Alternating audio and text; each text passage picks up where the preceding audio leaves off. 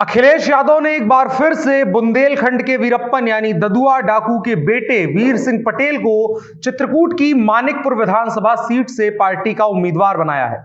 ददुआ के बारे में और मानिकपुर विधानसभा सीट के बारे में हमने विस्तार से एक वीडियो में बात करी है और बताया है कि किस तरीके से तकरीबन 3 दशकों तक ददुआ बुंदेलखंड समेत उत्तर प्रदेश के कई हिस्सों में आतंक का पर्याय बना था। उसके बाद उसने राजनीति का चस्का चढ़ा, बहुजन समाज पार्टी का दामन थामा, मामला बिगड़ गया, सपा में आया, उसके बाद बसपा की सरकार आई, राजनीति में तगड़ा उसका उस वक्त भी दखल रहा सपा की तरफ से, लेकिन बाद में उसका एनकाउंटर करवा दिया गया है और तमाम चीजों के बारे में वीडियो में बात करी, वो आप देख सकते हैं। आज खबर यह है कि उनके बेटे को, ददुआ के बेटे को एक बार फिर से टिकट मिला है। जानकार कहते हैं कि समाजवादी पार्टी की प्रदेश की सत्ता में आने के रास्ते का रोड़ा एक वक्त तक ददुआ भी बना रहा था, क्योंकि बाकी पॉलिटिकल पार्टियां पूरे प्रदेश में घूम घूम करके समाजवादी पार्टी को डाकुओं की पार्टी कहा करती थी, लेकिन समाजवादी पार्टी ने कभी उससे किनारा नहीं काटा और लगातार अब देख रहे हैं कि तीसरी बार ददुआ के बेटे वीर सिंह पटेल को मानिकपुर विधानसभा सीट से टिकट दिया है। इससे पहले वीर सिंह पटेल चित्रकूट विधानसभा सीट से विधायक भी रह चुके हैं 2012 में। इस बार उनकी सीट बदली गई है। आइए समझते हैं क्या है मानिकपुर और चित्रकूट का समीकरण और ददुआ इफेक्ट किस तरीके से समाजवादी पार्टी और उसके कैंपेन को प्रभावित करेगा। नमस्कार, मेरा नाम है अनुराग मिश्रा और आप देख रहे हैं जनता जंक्शन। मेरा नाम लालमोहन कुमार हुआ और हनुमान में लैब टेक्नीशियन के पद पर हूँ और मैंने जब से यहाँ ज्वाइन किया लगभग ये 5वां महीना है और मैंने कोविड से शुरू किया कि लॉकडाउन था तो नाश्ता सुबह से जो शाम तक निकलते थे, बीच में कुछ मिलता नहीं था तो नाश्ता भी लोग करा देते कि आप नाश्ता पहले कीजिए उसके बाद कलेक्शन लीजिएगा। हनुमान जो लॉन्च किया था उस समय उन्होंने बहुत ये किया कि नहीं, बहुत अच्छे समय पर आप लोग ये किए हैं और बहुत अच्छा रिस्पॉन्स मिल रहा है। आपको बताएं कि चित्रकूट जनपद में आने वाली मानिकपुर विधानसभा सीट से समाजवादी पार्टी के प्रत्याशी वीर सिंह के जो पिताजी थे ददुआ, उनका 90 के दशक में भयंकर आतंक था। ददुआ खासतौर पर बुंदेलखंड में आतंक और लूटपाट का पर्याय बन गया था। ददुआ को बुंदेलखंड का वीरप्पन भी कहा जाता था। चित्रकूट के रैपुरा थाना क्षेत्र में गांव पड़ता था देवकाली, वहां पर ददुआ पैदा हुआ था। 32 साल पहले, आज से लगभग 35 साल पहले वो बागी हुआ था और उसके बाद जरायम की दुनिया में कदम रखता है, अपराध की दुनिया में तगड़े ढंग से बढ़ता है। बाद में उसे दस्यु सम्राट कहा गया ददुआ को। फिर राजनीति का चस्का चढ़ता है, सब बसपा के साथ कुछ दिन की गठजोड़ होती है लेकिन मामला नहीं बनता है। फिर सपा आता है और सपा में आते हैं और मुलायम सिंह उसके वरदहस्त बन जाते हैं। मुलायम सिंह के साये में उसका आतंक और राजनीति बराबर फली फूली, लेकिन बसपा से मामला बिगड़ने की वजह से मायावती की आंखें पहले से ही टेढ़ी थी। सरकार आई, कुछ वक्त तक जिंदा रहा, लेकिन उसके बाद में उसका एनकाउंटर हो गया। लेकिन तब तक वो राजनीति में पैठ बना चुका था और इतनी मजबूत पैठ थी कि कोई भी राजनीतिक पार्टी, खास करके समाजवादी पार्टी, उसके इफेक्ट को इग्नोर नहीं कर सकती थी और राजनीतिक पार्टियों की जरूरत बन गया था। नतीजन सपा ने उसका साथ भी कभी नहीं छोड़ा। उसके बेटे को लगातार टिकट दिया जा रहा है और एक बार फिर से वो मतलब कि उसको टिकट दिया गया है और एक बार के लिए वो विधायक भी बना है। बेटे का नाम है वीर सिंह पटेल।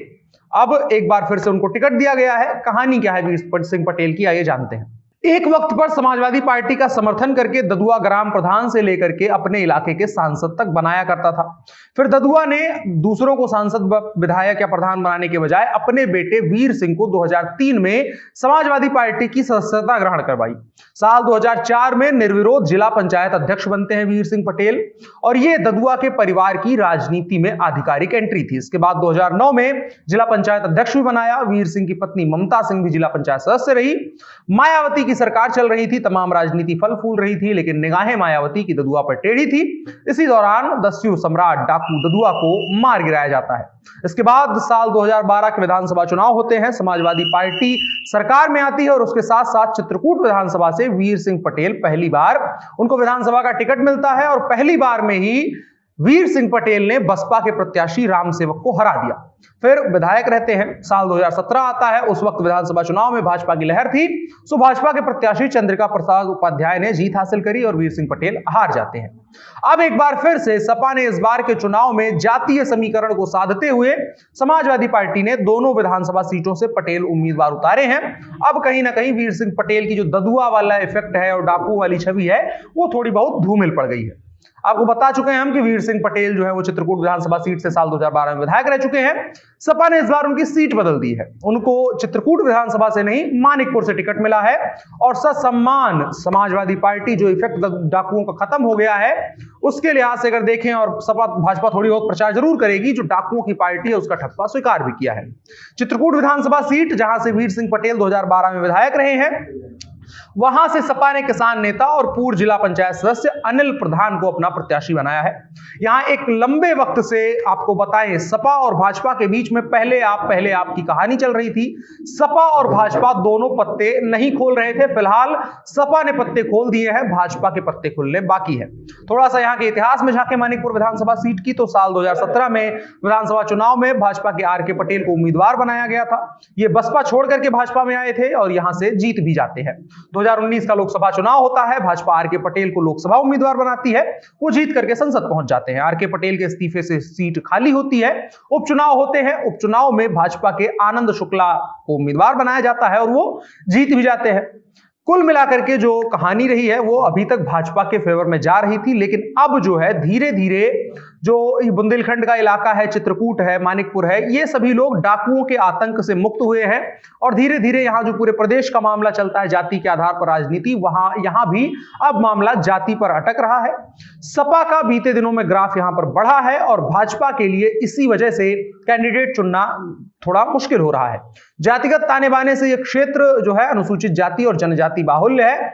आदिवासी समुदाय के कोल बिरादरी के मतदाताओं की संख्या यहां काफी ज्यादा है। ब्राह्मण, यादव, पटेल, पाल, निषाद इत्यादि बिरादरी के वोटर भी इस सीट पर जो है निर्णायक भूमिका निभाते हैं। और अब भारतीय जनता पार्टी के लिए थोड़ा सा मुश्किल इसलिए हो रहा है क्योंकि यहां से विधायक शुक्ला जी हैं। शुक्ला जी उपचुनाव तो जीत गए थे, आनंद शुक्ला, लेकिन अब एक बार फिर से जो सोशल इंजीनियरिंग वाला फॉर्मूला होता है वो इस सीट पर मजबूत हो रहा है। सभी पार्टियां जो हैं वो पटेल बिरादरी की तरफ ही देख रही हैं। सपा ने भी उसी से उम्मीदवार बनाया है, बसपा ने भी कमोबेश उसी तरीके से खेलने की कोशिश करी है। तो भाजपा के लिए थोड़ा सा मुश्किल हो रहा है क्योंकि पहले तो आर के पटेल थे तो जाति का समीकरण सध जाता था, लेकिन जो आनंद शुक्ला है उनके जरिए इस सीट का पूरी तरह से जो है जातिगत समीकरण नहीं सधेगा और भारतीय जनता पार्टी को इसका नुकसान उठाना पड़ सकता है।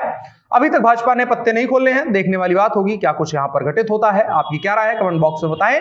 और मानिकपुर विधानसभा सीट पर जो विस्तार से एक बातचीत की गई और ददुआ का इतिहास है उसकी एक वीडियो और हमारे चैनल पर उपलब्ध है, आप उसे भी देख सकते हैं। मेरा नाम अनुराग मिश्रा है, आप जनता जंक्शन देख रहे हैं। कैमरे पर मेरे साथ ओम प्रकाश हैं। शुक्रिया।